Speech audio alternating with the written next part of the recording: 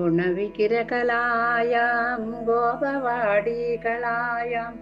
ശ്രിതജനസമുദായം സിന്ധുകന്യാ സഹായം ശുഭചരിതമമേയം സിദ്ധമുദ്ധൂതമായം ഭജ ഭജ നിരപായം ദേവകീ ഭാഗധേയം.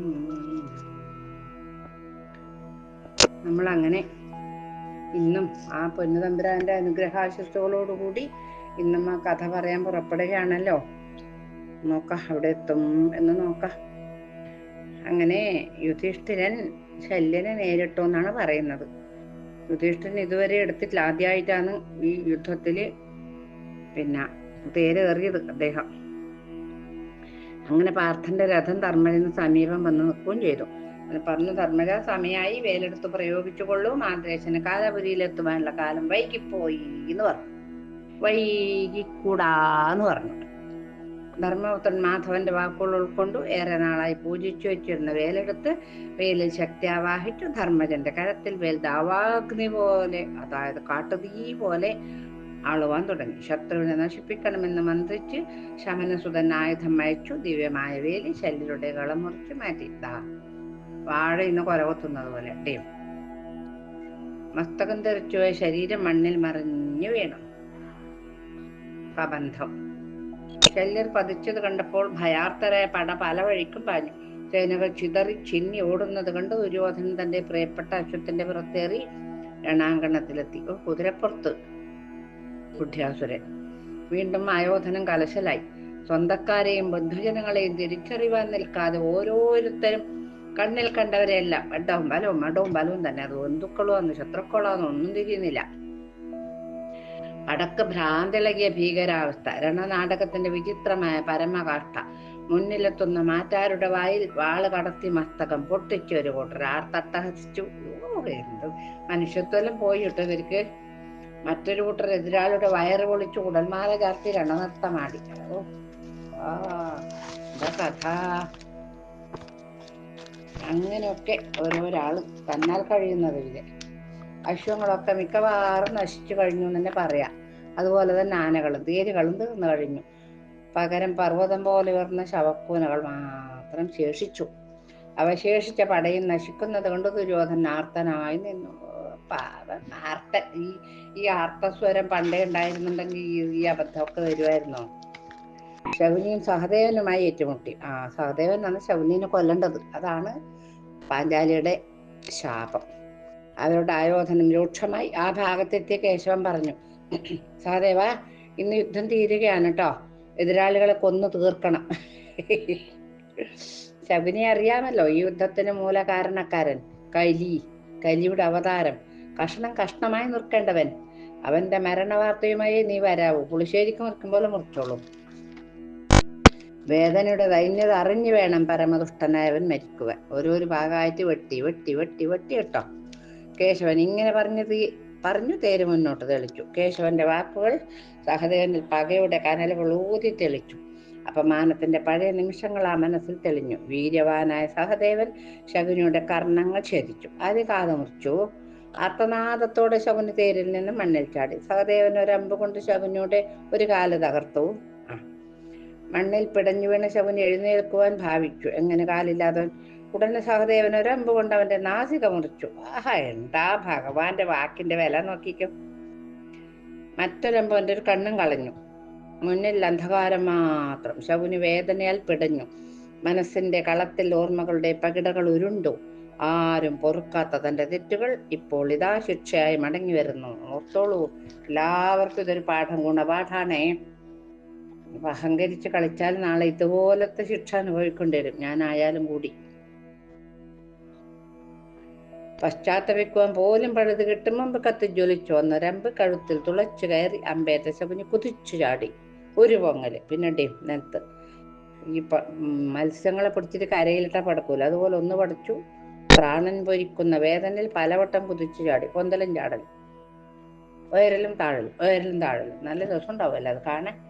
ഒരു സ്ഥലത്ത് കമിഴ്ന്ന് വീണവ മരിച്ചു. മണ്ണ് കുറച്ച് തിന്നിട്ടുണ്ടാവും. നന്നായി. ശകുനി മരിച്ച വാർത്ത ദുര്യോധന നടുക്കി. കനത്ത ഒരേകാന്തത ദുര്യോധനിൽ നിറഞ്ഞു. എല്ലാവരും നഷ്ടപ്പെട്ടിരിക്കുന്നു. മതിച്ചു നടക്കുന്ന പാണ്ഡവർ. ശേഷിച്ച കൗരവ സൈന്യത്തിനെ എല്ലാം മൃഗോദരൻ ഓടി നടന്നു തച്ചു കൊല്ലുന്നു. നല്ല രസം. മൃഗോദരന്റെ കളിയാണ്. ആര്? ആ വീരഭദ്രസ്വാമിയുടെ കളിയാന്ന് ഇയാൾക്ക്. പിന്നെ യുദ്ധക്കളത്തിലെത്തിയാല് കോപമിരച്ചു കയറിയ ദുര്യോധന പൊടുന്നനെ രണാങ്കണത്തിലേക്ക് ചാടി വന്നു. അർജുനൻ ദുര്യോധനുമായി എതിരിട്ടു. കൃപരും കൃതവർമാവും അശ്വത്ഥാമാവത്ത് ദുര്യോധന ശക്തമായി പോരാടി. ഗാണ്ഡീപം കൊലച്ച് പാർത്ഥൻ അവരുമായി പൊരുത്തി. അഗ്നിബാണങ്ങൾ അനവധി ചിതറി. ആരും മരണമില്ലാത്തവരല്ലേ? കൃപാചാര്യരും അതെ, അശ്വത്ഥാമാവും അതെ. അങ്ങനെ അഗ്നിബാണങ്ങൾ അനവധി ചിതറി കൃപരും കൃതവർമാവും രണ്ട് ദിക്കിലേക്ക് പാഞ്ഞു. ഈ പാഞ്ഞു എന്നൊന്നും ഞാൻ പറയുന്ന നാടൻ ഭാഷയിൽ ആരും കണക്കാക്കണ്ട. ഇതിലുള്ളത് തന്നെയാണ് ഞാൻ പറയുന്നത്. പാഞ്ഞു പറഞ്ഞൊരു വലിയ തെറ്റായ ഒരു ശൈലിയാന്ന് എനിക്ക് തോന്നിയിട്ടില്ല. അശ്വത്ഥമാവും ദുര്യോധനം ഉറച്ചു നിന്ന് പോരാടി. ധനഞ്ജയൻ ദുര്യോധന്റെ അശ്വത്തെ കൊന്നു. ദുര്യോധനൻ മഞ്ഞിടത്തിൽ കുതിച്ചു ചാടി നിലയുറപ്പിച്ചു. പൂങ്കാരമോട് വന്ന അമ്പുകൾ ചെറുക്കുവാനാകാതെ ഒടുവിൽ പിന്തിരിഞ്ഞോടി. രാജാവ് ഓടിയതോടെ ശേഷിച്ച സൈന്യങ്ങൾ ജീവന്റെ രക്ഷ നോക്കി. പക്ഷേ ആർക്കും രക്ഷപ്പെടുവാനായില്ല. കൊമ്പം പോകുന്ന വഴി മോഴ എന്ന് പറഞ്ഞിട്ട് മോഴകളെല്ലാം പിറകെ പാഞ്ഞു. എന്നിട്ടോ രക്ഷപ്പെടാൻ പറ്റിയിട്ടില്ല. എല്ലാറ്റിനും നശിപ്പിച്ചിട്ട് ഈ ദുഷ്ടൻ പോകൂലൂന്ന്. ഭീമൻ എല്ലാറ്റിനെയും തച്ചു കൊന്നു. അവരവരുടെ പരാജയം പൂർണ്ണമാവുന്ന നിമിഷം ആസന്നമായി. ശിബിരങ്ങളിൽ നിന്ന് സ്ത്രീകളെ സേവകർ ഹസ്തിനാപുരത്തിലേക്ക് കൊണ്ടുപോയി. ഇനി ഇവിടെ നിന്നിട്ട് കാര്യമില്ല, സ്ത്രീകളെ ഞങ്ങളെല്ലാം ഭർത്താക്കന്മാരിതാ എരിഞ്ഞു തീരുകയാണ് എന്നും പറഞ്ഞിട്ട് പടകുടീരങ്ങളും ഒഴിഞ്ഞു തുടങ്ങി. രാജാവ് പിന്തിരിഞ്ഞോടിയതോടെ ആയോധനം അവസാനിച്ചു എന്ന് തന്നെ പറയാം. കൗരവരിൽ പടയാളികളും ഇല്ലാതായി. കൃപരും കൃതവർമാവും അശ്വത്ഥാമാവും ഓടി മാറി. ആയോധനാങ്കണത്തിൽ പാണ്ഡവർ മാത്രം ശേഷിച്ചു. അവരെന്നുകൊണ്ട് ശത്രുണ്ടെങ്കിൽ യുദ്ധം ചെയ്യാൻ പറ്റുള്ളൂ. അവർ സിംഹനാദം മുഴക്കി. ഒരു തരത്തിൽ യുദ്ധം ജയിച്ച പ്രതീതി തന്നെ പാണ്ഡവപ്പടക്കുണ്ടായി. കൗരവരിൽ അവശേഷിച്ചവർ ആയുധം വെച്ചു പാണ്ഡവരോട് ചേർന്നു. 5000-ഓളം വരുന്ന പാണ്ഡവപ്പട സന്തോഷ നൃത്തം ചവിട്ടി. കുറെ ആൾക്കാര് ഇവരോട് കൂടി. അവസാനം അതുവരെ തോന്നിയിട്ടില്ല.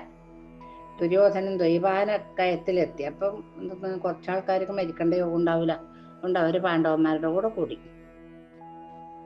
ജലം സ്തംഭിപ്പിച്ചു അതിനുള്ളിൽ കിടന്നു. ദുര്യോധനൻ ദ്വൈപായനഹൃതം തന്നീലിറങ്ങിനാൻ. പാണ്ഡവർ ദുര്യോധനൻ അന്വേഷിച്ചു നടന്നെങ്ങും രാജാവിനെ കണ്ടില്ല. ദ്വൈപായന കയത്തിൽ ആണ്ട് കിടന്ന ദുര്യോധനൻ അവിടുന്ന് ചിന്തിക്കുന്നു. എല്ലാം അവസാനിച്ചു.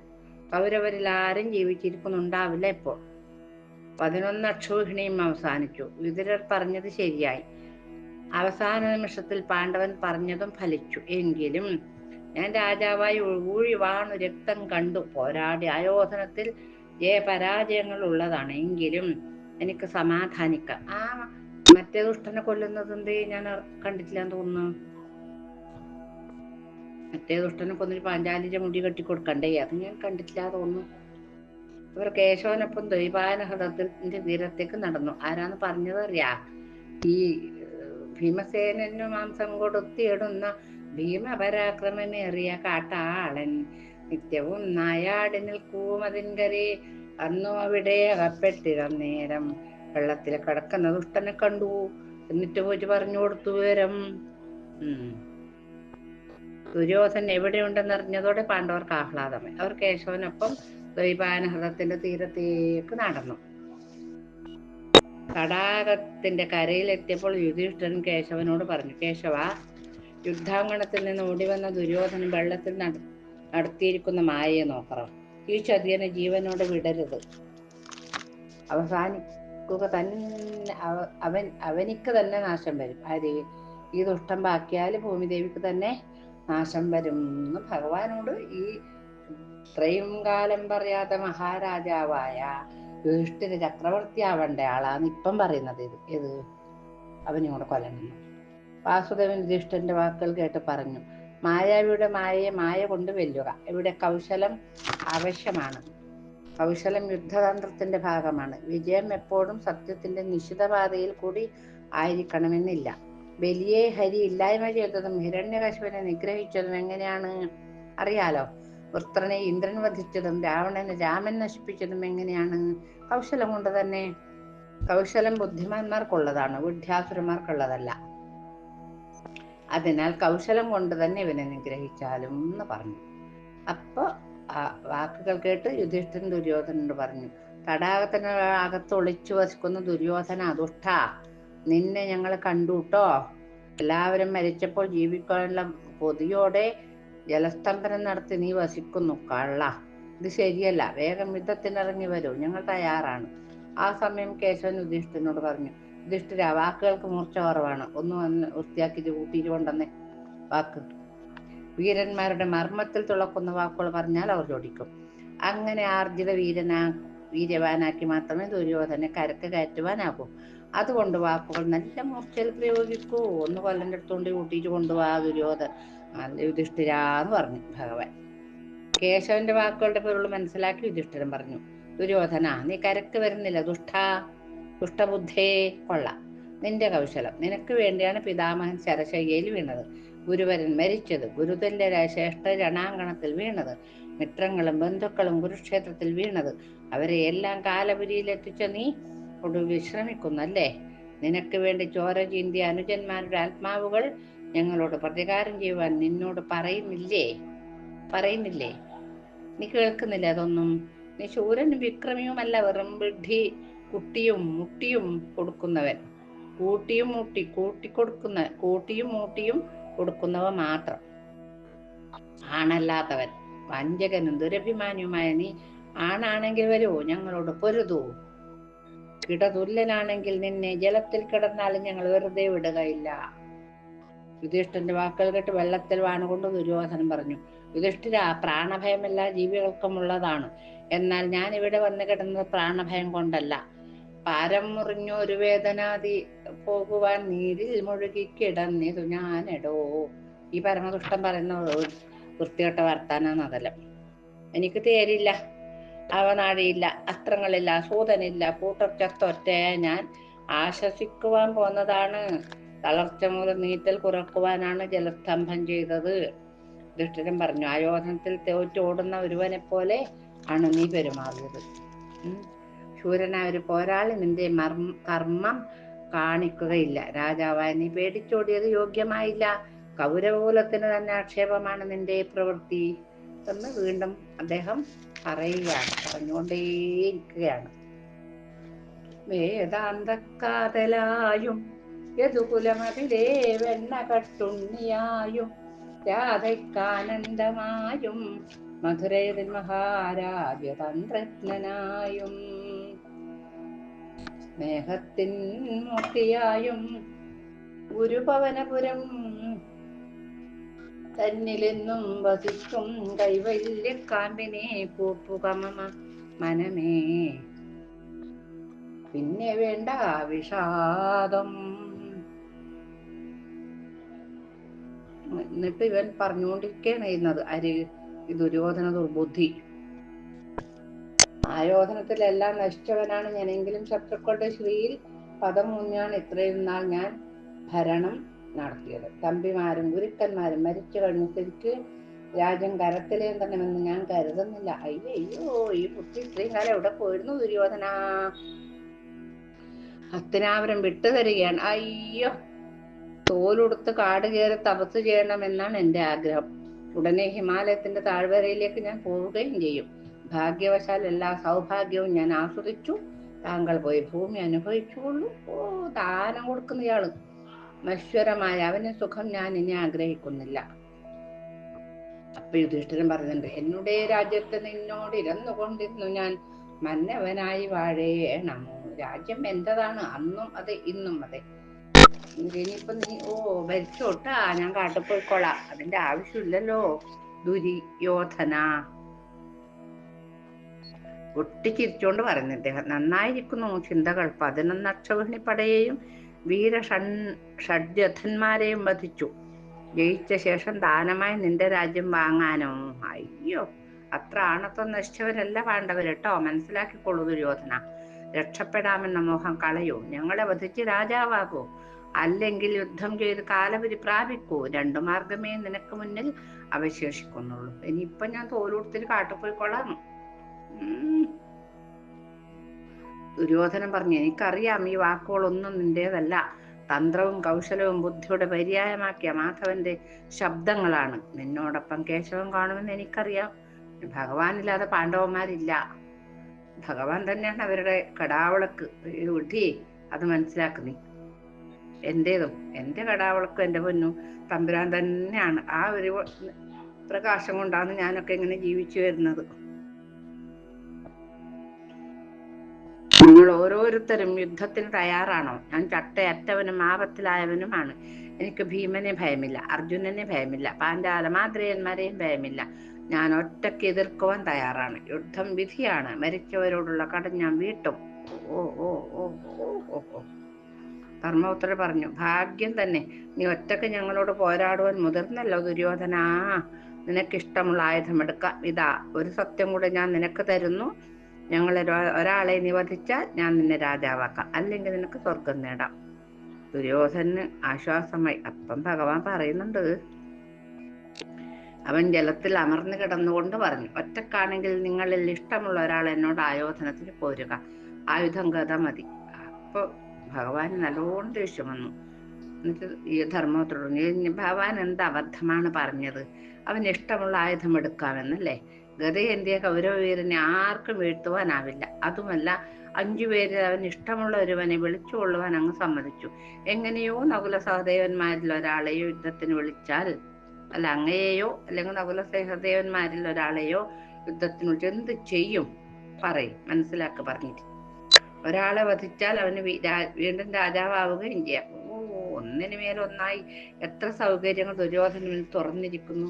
വിശാലമായ സമുദ്രം നീന്തിക്കടന്ന് കൈത്തോട്ടിൽ മുങ്ങിച്ചാകുവാൻ പോകുന്നെന്ന് പറഞ്ഞതുപോലെയാണ് ഇപ്പം അങ്ങയുടെ കാര്യം രാജാവേ. അവൻ ഇരുട്ടിലും പാഷാണത്തിലും ഗതായുധം അഭ്യസിച്ചവനാണ്. ഇവനോട് പൊരുതുവാൻ അല്പമെങ്കിലും കഴിയുന്നത് ഭീമനാണ്. ഭീമൻ ബലവാനാണ്. ദുര്യോധന സമർത്ഥനുമാണ്. ബലവാനും സമർത്ഥനും ഏറ്റുമുട്ടിയാൽ സമർത്ഥൻ ജയിക്കും. ഭീമൻ പോലും ദുര്യോധനോട് പൊരുതിയാൽ വിജയം സംശയമാണ്. ആ സ്ഥിതിക്കാണ് അവന് താല്പര്യമുള്ള ഒരാളെ വിളിച്ചാൽ കഷ്ടം. ഇനിയും നിങ്ങൾക്ക് വനമേറുവാൻ തന്നെയാണ് വിധി എന്ന് തോന്നുന്നല്ലോ, ഭഗവാൻ പറഞ്ഞു. ദേഷ്യമെന്ന് ഭഗവാന്. ധർമ്മജൻ ഒരക്ഷരം മറുപടി പറയാൻ പറ്റുമോ? പറഞ്ഞില്ല. ഭീമൻ പറഞ്ഞു, കേശവ, താങ്കൾ എന്നെ കാത്തു നിൽക്കുകയാണെങ്കിൽ ദുര്യോധനെ ഞാൻ ജയിക്കാം. കേശവൻ പറഞ്ഞു, ഭീമ, കൗരവകുലം മുച്ചൂടും മുടിച്ചത് നിന്റെ കരം കൊണ്ടാണ്. ഇവനെ നീ തന്നെ കാലപുരിയിലാക്കൂ. നിന്റെ കരബലത്തിലാണ് പാണ്ഡവരുടെ ഭാവി. നിനക്കുള്ള ഉള്ളുറപ്പിന്റെ ഗിരിമാവിലാണ് പാണ്ഡവരുടെ ജീവിതം. അതുകൊണ്ട് നീ ജയിക്കണം. ജയിച്ചേ മതിയാവൂ. ഒരു നിമിഷം കഴിഞ്ഞ് ഭീമനെ മാറ്റി നിർത്തി വീണ്ടും കേശവൻ സ്വകാര്യം പറഞ്ഞു കൊടുത്തു. ഭീമ, ദുര്യോധന എങ്ങനെയും വധിക്കണം കേട്ടോ. ഒരു മാർഗമേ മുന്നിലുള്ളൂ. നീചമാണെങ്കിലും അത് നിർവഹിച്ചേ ഇവനെ വധിക്കുവാൻ കഴിയൂ. ഗതായുദ്ധത്തിൽ അരക്ക് കീഴാരും തല്ലുകയില്ല. എന്നാൽ നീ ഇവന്റെ തുട പൊട്ടിക്കണം. അങ്ങനെ അവനെ നശിപ്പിക്കണം. പണ്ട് പരിപൂർണ നഗ്നനായിട്ട് അമ്മയുടെ മുമ്പിലേക്ക് പോകുന്ന സമയത്തും ഭഗവാൻ അവിടെ എത്തി. എന്നിട്ട് പറഞ്ഞിട്ട്, കഷ്ടം, അമ്മയാണെങ്കിലും ഇത്രയും വലുതായിട്ട് അമ്മേന്റെ മുമ്പിൽ ഈ തുണി കൊടുക്കാതെ പോവാൻ അങ്ങനെയൊക്കെ തോന്നിപ്പോയല്ലോ ദുര്യോധന. ആരിപ്പായി ദുർബുദ്ധി ഉപദേശിച്ചതെന്നൊക്കെ ചോദിച്ചു. അപ്പോഴാണ് എന്തോ ഒരു ജാള്യത തോന്നി ദുര്യോധന്. എന്നിട്ടൊരു വാഴയില കൊണ്ട് ഇങ്ങനെ വാഴയില മുഴുവനായി കൊത്തിയെടുത്ത് ഇങ്ങനെ മുണ്ടെടുക്കുന്നവർ കൊടുത്തു എന്നാ പറയുന്നത്. അപ്പൊ ഈ കുറച്ച് സ്ഥലം മാത്രം തൊടയുടെ മേലെ ഭാഗത്തെ തൊടവാക്കിയുണ്ടത്രേ. മുട്ടിന് മേലെ ആ തൊട ഭാഗത്തല്ല വാഴയിലക്ക് ഉണ്ടാവുമല്ലോ, അതാണ് അവിടെ മാത്രം. മറ്റേ പാഞ്ചാലി ഒന്ന് നോക്കി, ആ നോക്കിയ സ്ഥലത്തെല്ലാം ഇങ്ങനെ എന്നാന്ന് ഇരുമ്പ് പോലായി. ആരടിച്ചാൽ എങ്ങനെയും മരിക്കാൻ പറ്റൂല. അപ്പൊ അത് ഏക്കാതൊരു സ്ഥലം, ഇത്ര പോര സ്ഥലം ഈ തൊട മാത്രമേ ഉള്ളൂ. അതാണ് അവിടെ തന്നെ അടിക്കണം എന്ന് ഭഗവാൻ പറഞ്ഞത്. തീർത്ഥയാത്രക്ക് വരുന്ന ബലരാമൻ ദ്വാരക മടങ്ങും വഴി അപ്പോൾ അവിടെ കൊടുത്ത സമയത്ത് എത്തിച്ചില്ലേ? ഭഗവാൻ എത്തിച്ചു. ദുര്യോധൻ ജലസ്തംഭം മാറ്റി കരയിൽ കയറി. കുമതി ഗുരുകുലപതി കുടഞ്ഞു പൊങ്ങിയിടിനാൻ കോപ്പു കണ്ടേറ്റം ചിരിച്ചിതെല്ലാവരും. അവര് കൊടയിൽ പട്ടികൊടയും പട്ടി വെള്ളത്തിൽ മുങ്ങിയിട്ട് കയറിച്ചൊരു കൊടയില്ലേ, അതുപോലത്തെ ഒരു കൊടയിൽ ഉടഞ്ഞു. അതുകൊണ്ട് എല്ലാവർക്കും ചിരി വന്നുപോയി.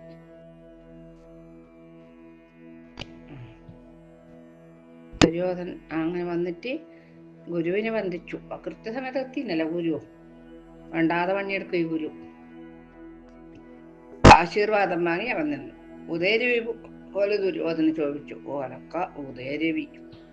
ഭീമനും ഗുരുദേവനെ വന്ദിച്ചു. ഗദയേന്തി തയ്യാറായി. രണ്ട് ശിഷ്യന്മാരെയും ആശീർവദിച്ച് ഗദായോധനത്തിന് സത്യം പാലിക്കണമെന്ന് ഉപദേശിച്ച് ബലരാമൻ മാറി നിന്നു.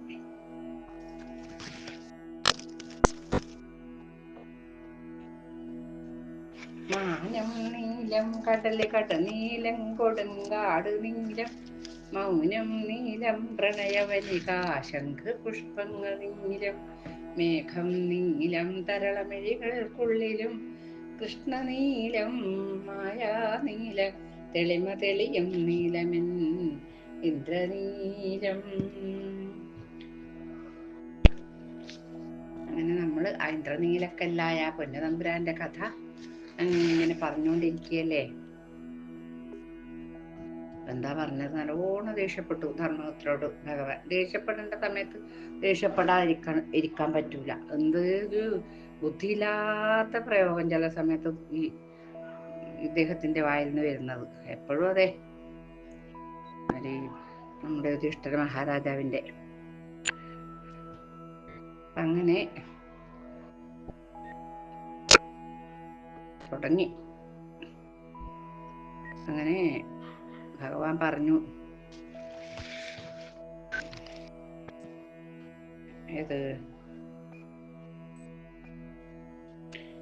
ഗതകൾ തട്ടിയും പരസ്പരം മുട്ടിയും പിന്നിലേക്ക് കാൽവലിച്ചുറച്ചു വെച്ചും പിന്നിലേക്ക് അഞ്ഞു കയറിയും ആയോധനങ്ങനെ തുടർന്നു കൊണ്ടേയിരിക്കുന്നു. ഗതാഘാതം ശരീരത്തിലേറ്റ് രണ്ടുപേരും ചുവന്നു ചെമ്പരത്തിപ്പ് പോലായിപ്പോയി. എന്നിട്ട് കൊല്ലണതില്ല. ഒരൊറ്റ വാശിക്ക് ആ വേദന മുഴുവൻ സഹിപ്പിച്ചവര് യുദ്ധം ചെയ്യുക. നമുക്കാണെങ്കിൽ ഒരു കല്ല് കൊണ്ടാൽ മതി, പിന്നെ ഇല്ല പൊട്ടി. ഇവർക്ക് കഥ കൊണ്ടിച്ചുകൊണ്ട് എല്ലൊന്നും പൊട്ടൂല. അകല് കഴിയുമ്പേണ്ടും അടുക്കി കഴിഞ്ഞത് ദന്തങ്ങൾ കടിച്ചവർ മുന്നേറി. ശത്രുവിന്റെ മസ്തകം നോക്കി താങ്ങിയെന്ന് തല്ല് തടുത്ത് മടുത്ത് മാറാതെ കരുത്തെ മാറ്റാന്റെ മസ്തകത്തിന് ആഘാതം നൽകിയും ആയോധനം ശക്തമായ യുദ്ധം നീണ്ടു. ആർക്കും ജയമോ പരാജയമോ ഒന്നുമില്ല. അങ്ങനെ പോകുന്നു. അർജുനൻ ചോദിച്ചു, കേശവ, ഇവരിൽ മികവ് ആർക്കാണ് എന്ന് ചോദിച്ചു. ഇവരിലിങ്ങനെ കണ്ടിട്ട് ഇങ്ങനെ കൈയടിച്ചുകൊണ്ടിരിക്കുകയല്ലേ എന്ന്. രണ്ടുപേരല്ലേ അടിക്കുന്നില്ല ഇപ്പോ. അപ്പൊ ഭഗവാൻ പറഞ്ഞു, അർജുന, ഭീമന് ബലമുണ്ട്, ദുര്യോധന സാമർഥ്യവും ബലവും രണ്ടും ഉണ്ട്. ധർമ്മ വഴിക്ക് പൊരുതിയാൽ വിജയം ലഭിക്കുകയില്ല. ചൂതാട്ട സമയത്ത് ദുര്യോധനൻ തന്റെ തുടയിൽ ദ്രൗപദി കാണുക അടിച്ച് രസിച്ചപ്പോൾ ആ തുട ഞാൻ തച്ചൊടിക്കുമെന്ന് ഭീമൻ പ്രതിജ്ഞ ചെയ്തിട്ടുണ്ട്. ആ വാക്ക് യാഥാർത്ഥ്യമാക്കുവാൻ ഭീമന് ദുര്യോധന്റെ തുടയിൽ ഞടിക്കാം. ഗതായുദ്ധത്തിൽ ഊരുവിന് ആഘാതമേറ്റ് നീ പതിക്കട്ടെ എന്ന് മൈത്രേയ മഹർഷിയുടെ ശാപവും ദുര്യോധനന്റെ മേലുണ്ട്. ഇതെല്ലാം കരുതി ഭീമന് കൗരവനെ തകർക്കാം. ശാപം ഉണ്ടല്ലോ പുത്ര. കേശവന്റെ വാക്കുകൾ കേൾക്കുമ്പോഴും ധനഞ്ജയന്റെ കണ്ണുകൾ ഭീമനിലായിരുന്നു. വാശിയോടെ പോരടിക്കുകയാണ് അവർ. ഇരുവരും കാട്ടിച്ച് കീറാമെമ്പുകയാണ്. ഗദാതാടനം ഉയർത്തുന്ന ശബ്ദം വെള്ളിടിയെന്ന് ഭ്രമിച്ചു മയിലുകൾ നൃത്തം വെക്കുകയാണ്. ഓയ്യോയ്യോ, ഇപ്പൊ മഴ പെയ്യുന്നാണ് അവരെ വിചാരം. ആയോധന കോലാഹലത്തിൽ പക്ഷികൾ മോഹം കൊണ്ട് വീഴുന്നു. അതുവരെ ആരും ഇത്ര വാശിയോടെ ഗതായുധം നടത്തിയിട്ടില്ല. ഇരുഗതകളും നല്ല ബലം വഹിക്കുന്നത് തന്നെ. എത്രയോ കിൻഡൽ കണക്കിനുണ്ടാവും ഒരു ഗതയുടെ ഭാരം. ഭഗവാൻ പറഞ്ഞു, ധർമ്മജന്റെ സൗമനസ്സും എപ്പോഴും പിഴവുണ്ടാക്കുന്നു. വേണ്ടാത്ത ഓരോരോ വർത്താനം ഇദ്ദേഹം ഇങ്ങനെ ടക്കങ്ങ് കൊണ്ട് ചെലുത്തും. ഭീമൻ പ്രതിജ്ഞ ഓർക്കട്ടെ, ഇല്ലെങ്കിൽ മറ്റൊരു മാർഗം ആലോചിക്കാം. ആയോധനത്തിൽ ഭീമന് ശക്തി കുറയുന്നതായി കേശവന് തോന്നി. അർജുനനോട് ആ വിവരം കേശവൻ പറഞ്ഞു. പരിഭ്രാന്ത ചിത്തനായ അർജുനൻ കേശവനോട് പറഞ്ഞു, മാധവ, എങ്ങനെയും ഭീമനെ രക്ഷിക്കണം. എല്ലാം മൃഗോദരൻ മറന്നമട്ടാണ്. ഇനി എന്താണ് മാർഗം? പെട്ടെന്ന് മാധവനൊരു ഉപായം പറഞ്ഞു. അർജുനൻ അത് പാണ്ഡവനെ ബോധ്യപ്പെടുത്തി. പാർത്ഥൻ ഇങ്ങനെ തുടയില് തട്ടാൻ തുടങ്ങി, അടിക്കാൻ. കാണുന്നവർക്ക് എന്ത് തോന്നും? ഇത് കണ്ടിട്ട് ആസ്വദിക്കുന്നതാണെന്ന് തോന്നുകയും ചെയ്യും.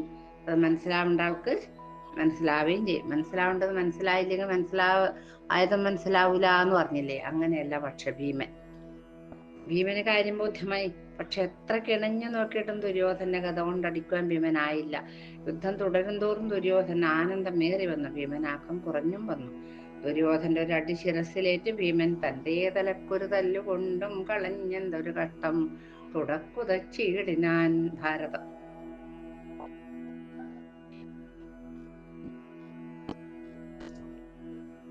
ഭീമനാണ് കുറച്ചു സമയം മരവിച്ചു പോയി.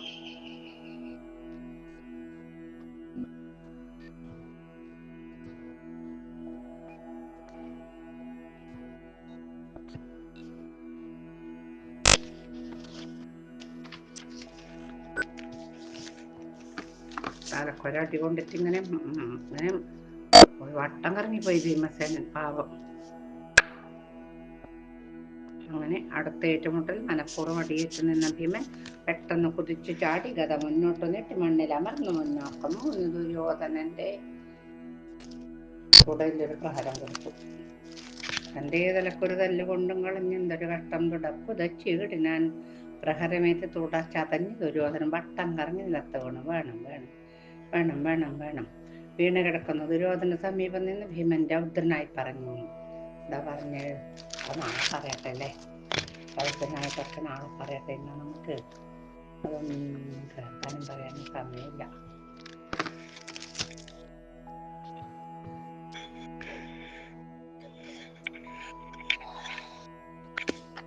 ഗുരുവായൂരപ്പ ശരണം. സായാഹ്ന ശ്രീ പ്രഭാതപ്രഭ ഹിമകിരണൻ ജ്യോത്സ്ന താരാസമൂഹം കായാമ്പൂ കുന്തപുഷ്പം കമലിനി കുമുദപ്പൊയ്കവല്ലീ നികുഞ്ചം കോടക്കാറിന്ദ്രചാപം സുരനദി ഹിമവാൻ തൊട്ട വസ്തുക്കളേതൻ സ്പർശത്താലാണ് ചേല വ്രജശിശു തനുവിൻ ഭംഗി ആരുണ്ടുരക്കാൻ.